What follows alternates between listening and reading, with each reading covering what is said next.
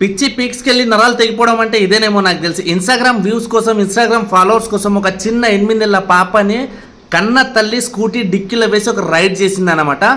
So video అయితే social మీడియాలో చాలా వైరల్ అయిపోయింది అండ్ తన మీద కేసు కూడా బుక్ చేయడం జరిగింది. అదేవిధంగా అది న్యూస్ ఛానల్కి కూడా ఎక్కిందనమాట. సో వ్యూస్ కోసం, ఫాలోవర్స్ కోసం ఇలాంటి దారుణాలు చేయకండి. నిజంగా చెప్తున్నా, ఈ మధ్య కాలంలో నాకు కొన్ని ఇన్సిడెంట్స్ చూస్తుంటే ఎట్లా అనిపిస్తుంది అంటే కన్న తల్లి ప్రేమ చనిపోయిందేమో అనిపిస్తుంది.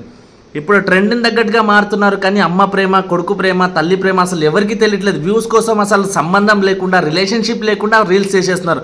కొంతమంది చిన్న పిల్లల్ని తీసుకొని కన్న తల్లి అడ్డమైన సినిమా సాంగ్స్, ఐటమ్ సాంగ్స్ మీద డాన్స్ చేస్తున్నారనమాట. సో మీకు లైక్స్ వల్ల, షేర్స్ వల్ల, సబ్స్క్రైబ్స్ వల్ల, వ్యూస్ వల్ల వచ్చేది ఏం లేదు. దయచేసి సమాజంలో ఏ ఎథిక్స్ లేకుండా, ఏ ఫీలింగ్స్ లేకుండా, ఏ రిలేషన్షిప్ తెలియకుండా వ్యూస్ కోసం, ఫాలోవర్స్ కోసం అడ్డమైన పనులు చేస్తున్నారు. సో దయచేసి వ్యూస్ వల్ల, ఫాలోవర్స్ వల్ల, లైక్స్ వల్ల వచ్చేది ఏం లేదు.